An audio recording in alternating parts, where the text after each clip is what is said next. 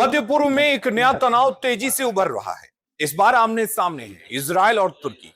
दिलचस्प बात यह है कि दोनों देश अभी सीधे युद्ध में नहीं है, लेकिन सीरिया को लेकर उनके हित जिस तरह से टकरा रहे हैं, उससे एक बड़े सैन्य टकराव का खतरा जरूर पैदा हो गया है। और इस पूरे घटनाक्रम में अमेरिका की भूमिका बेहद महत्वपूर्ण हो गई है, क्योंकि अमेरिका के ही राजदूत और सीरिया के लिए विशेष दूत टॉम बराक ने इजराइल के एक सैन्य हमले को सार्वजनिक तौर पर अनावश्यक उकसावा बताया है। तो आखिर सीरिया में ऐसा क्या बदल गया है कि इजराइल और तुर्की एक दूसरे को चुनौती देने लगे हैं? क्या तुर्की सचमुच इजराइल के खिलाफ युद्ध में उतर सकता है? और अमेरिकी राजदूत ने प्रधानमंत्री बेंजामिन नेतन्याहू के फैसले पर सवाल क्यों उठाया? इन सवालों के जवाब समझने के लिए सबसे पहले सीरिया की मौजूदा तस्वीर को समझना होगा। दरअसल सीरिया बदल चुका है। दिसंबर 2024 में बशर अल असद की सत्ता खत्म हुई। इसके बाद सीरिया में एक नई सत्ता व्यवस्था बनी और अहमद अल शरा देश के राष्ट्रपति बने, और यहीं से पूरे मध्य पूर्व में शक्ति संतुलन बदलना शुरू हुआ। तुर्की ने नई सीरियाई सरकार को समर्थन भी दिया। अंकारा सीरिया की नई सेना और सरकारी संस्थाओं को मजबूत करने में मदद कर रहा है। दूसरी तरफ इस्राएल को सीरिया में तुर्की का बढ़ता प्रभाव अपने लिए संभावित सुरक्षा खतरे के रूप में दिखाई देता है। इस्राएल की चिंता सिर्फ तुर्की से नहीं है, उसकी चिंता यह भी है कि सीरिया दोबारा एक मजबूत सैन्य शक्ति न बन जाए और उसकी जमीन पर ऐसे सैन्य ढांचे न खड़े हों जो भविष्य में इस्राएल के लिए इस्तेमाल किए जा सकें, इस्राएल के खिलाफ इस्तेमाल किए जा सकें। और इसी वजह से असद के पतन के बाद इजराइल ने सीरिया के कई सैन्य ठिकानों पर हमले किए और अब विवाद पहुंच गया है अबू अल दुहूर एयरबेस तक। दरअसल 18 अगस्त को उत्तरी पश्चिमी सीरिया में अबू अल दुहूर एयरबेस पर इजरायली हवाई हमले हुए। रनवे और एयरबेस के दूसरे हिस्सों को नुकसान पहुंचा। हालांकि किसी के मारे जाने की खबर नहीं आई, लेकिन इस हमले का असली महत्व बमों से ज्यादा उसके संदेश में था। इजराइल ने कहा कि सीरिया इस एयरबेस पर तुर्की सैनिकों की तैनाती की तैयारी कर रहा था। नेतन्याहू सरकार के मुताबिक सीरिया और इजराइल के बीच एक सुरक्षा व्यवस्था बनी हुई थी और तुर्की सैनिकों की तैनाती उस व्यवस्था का उल्लंघन होती। इजराइल ने दावा किया कि उसने सीरिया को पहले ही चेतावनी दी थी और जब उसकी चेतावनी नहीं मानी गई तो उसने हमला कर दिया। यानी इजराइल का संदेश साफ था, सीरिया में तुर्की की सैन्य मौजूदगी को वो अपनी सीमा के पास बढ़ता हुआ खतरा मानता है। हालांकि तुर्की ने इजराइल के आरोपों को खारिज किया। अंकारा ने कहा कि इजराइल के दावे बेबुनियाद हैं और वो सीरिया की संप्रभुता को नुकसान पहुंचा रहा है। सीरिया ने भी कहा कि उसका इजराइल के खिलाफ कोई आक्रामक सैन्य रुख नहीं है। यही वो बिंदु है जहां मामला सिर्फ इजराइल और सीरिया का नहीं रह जाता, क्योंकि इस पूरे विवाद के पीछे तुर्की की बढ़ती भूमिका है। अब हमें यह भी समझने की जरूरत है कि तुर्की सीरिया में चाहता क्या है। बात तुर्की की करें तो तुर्की की सीरिया में दिलचस्पी नई नहीं है।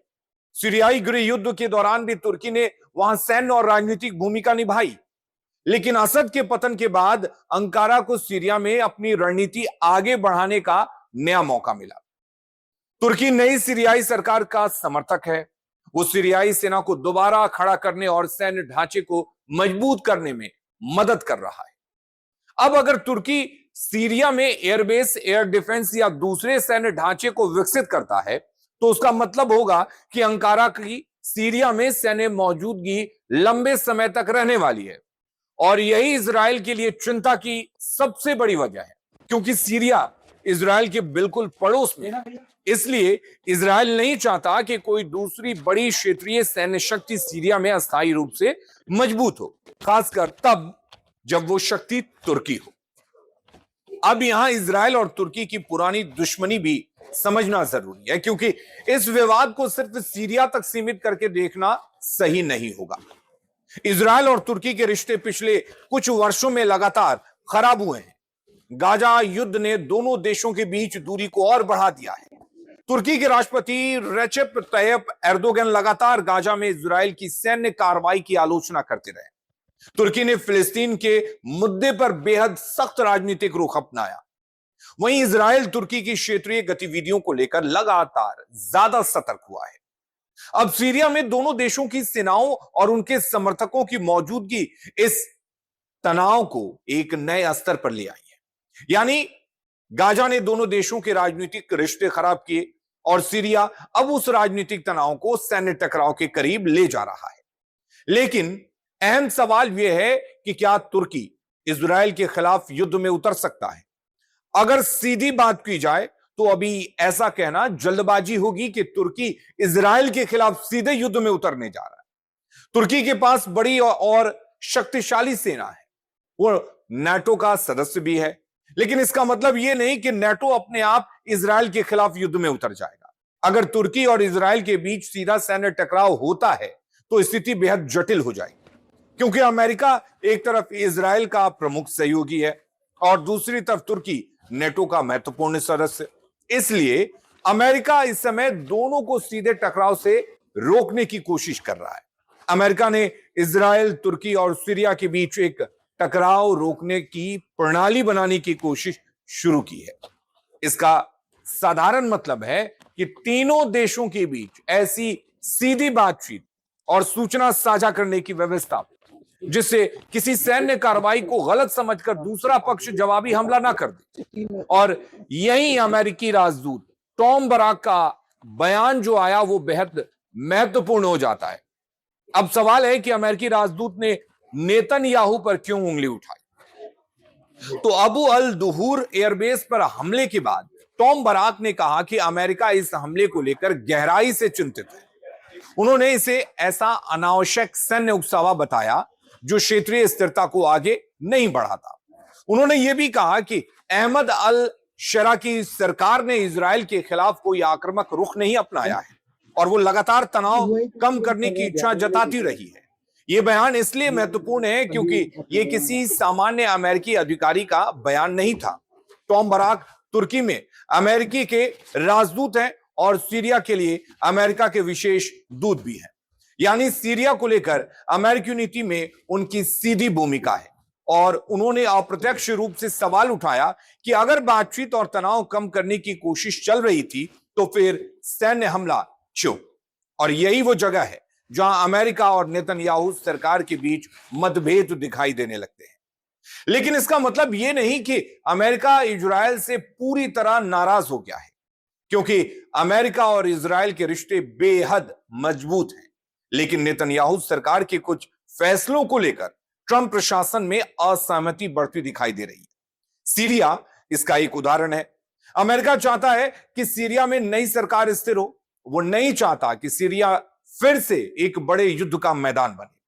वहीं इजराइल अपनी सुरक्षा के नाम पर सीरिया में सैन्य कार्रवाई जारी रखे हुए है और इसी अंतर ने अमेरिका को असहज स्थिति में डाल दिया है। और सबसे दिलचस्प बात यह है कि अमेरिका तुर्की को भी नाराज नहीं करना चाहता। राष्ट्रपति ट्रंप के तुर्की के राष्ट्रपति एर्दोगन के साथ भी अच्छे और महत्वपूर्ण संबंध हैं। इसलिए वाशिंगटन के सामने चुनौती है। इजराइल को सुरक्षा का भरोसा भी देना है और तुर्की को सीरिया में सीधे टकराव से भी रोकना है। लेकिन जो हालात हैं, ऐसे में क्या यह माना जाए कि सीरिया अगला बड़ा युद्ध क्षेत्र बन सकता है? तो इसका खतरा जरूर है, क्योंकि सीरिया इस समय कई शक्तियों के हितों का चौराहा बन चुका है। एक तरफ नई सीरियाई सरकार है, दूसरी तरफ तुर्की उसका प्रमुख समर्थक है। इजराइल अपनी सीमा और सुरक्षा हितों को लेकर सक्रिय है। अमेरिका वहां राजनीतिक संतुलन बनाने की कोशिश कर रहा है और इस पूरे समीकरण में रूस, ईरान और दूसरे क्षेत्रीय खिलाड़ियों की भूमिका भी पूरी तरह से खत्म नहीं हुई है। इसलिए अगर किसी एक पक्ष ने गलत अनुमान लगाया तो स्थिति तेजी से बिगड़ सकती है। टॉम बराक ने भी चेतावनी दी है कि अबू अल दुहूर पर हमले जैसी घटना इजराइल और तुर्की को सीधे सैन्य टकराव के करीब ले जा सकती थी। यानी खतरा सिर्फ यह नहीं कि तुर्की और इजराइल एक दूसरे पर हमला करना चाहते हैं, खतरा यह भी है कि सीरिया में किसी सैन्य कार्रवाई का गलत आकलन सीधे दोनों देशों की सेनाओं को आमने सामने ला सकता है। और वही तुर्की पहले से ही फिलिस्तीन के मुद्दे पर इजराइल का मुखर विरोध भी करता रहा है। लेकिन राजनीतिक समर्थन और सीधे सैन्य हस्तक्षेप में बहुत बड़ा फर्क है।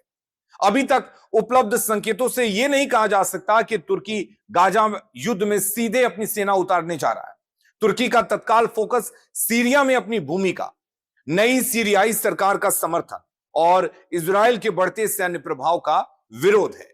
लेकिन अगर इजराइल और तुर्की के बीच सीरिया में सीधा सैन्य टकराव होता है तो इसका असर गाजा और पूरे मध्य पूर्व पर पड़ सकता है, और यही सबसे बड़ा जोखिम है, क्योंकि एक तरफ इजराइल पहले से ही गाजा और दूसरे मोर्चों पर सैन्य दबाव में है, दूसरी तरफ तुर्की क्षेत्र की एक बड़ी सैन्य शक्ति है।